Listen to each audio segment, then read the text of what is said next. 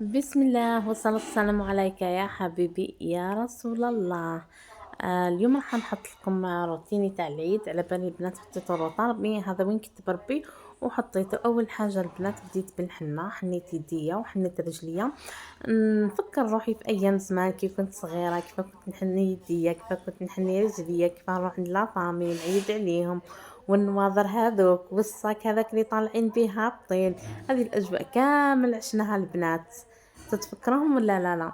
هنايا كما كتشوفوا هنا نحيت الحنه، من بعد غسلت سما رجليا حاشاكم ودرت الثوم. هكا البنات باش تخرج لي الحنه تطلع كما يقولوا سما الناس زمان، هكا تطلع لك الحنه وتخرج. فوالا. ومن بعد سي البنات صليت، وبعد ما صليت رحت درت الفطور هذا. فطرنا كيما راكم تشوفوا، ومن بعد شويه شويه هكا جاو البنات خواتاتي صورتهم، قلت لهم هيا نصوركم نحطوا اجواء العيد. كيما يقولوا العيد صامت، العيد صامت، العيد صامت. والله البنات العيد حنا اللي ما نخليوش صامت، حنا اللي نديروا له الفرحه، حنا اللي ما نخليوش صامت. كي تقولوا صامت تزيدوا تصمتوا على رواحكم، بالعكس عيشوا باجواء وعيشوا بالفرحه تاعو وعيشوا بكل شيء. هنا عطيت الولاد الصغار عطيتهم النفيخات، قلت لهم هيا نفخوا. بعد ما نفخوا البنات لعبنا مع بعضانا، والله عادي ما انني كبيره ولعبت معاهم عادي، نعيش طفولتي، نعيش نتفكر ايام زمان عادي.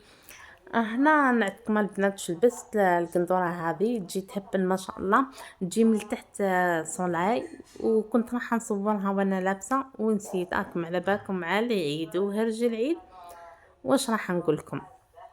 ومن بعد جاو مالينا راجلي، حطيت لهم القهوة والكاطو. هنا تلمينا كامل انا وخواتاتي وما ونسا خاوتي، وتلمينا وقعدنا نشيخو ونضحكو. فوالا.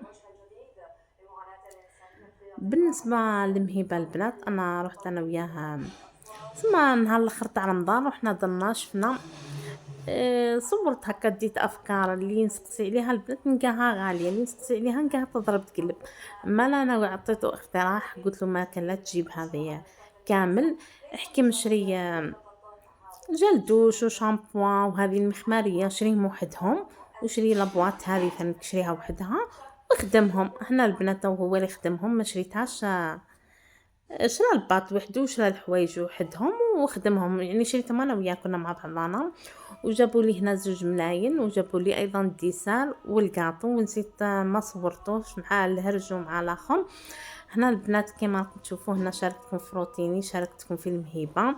نتمنى تعجبكم قناتي، وما تنسونيش بالدعم تاعكم. دمتم في رعايه الله وحفظه.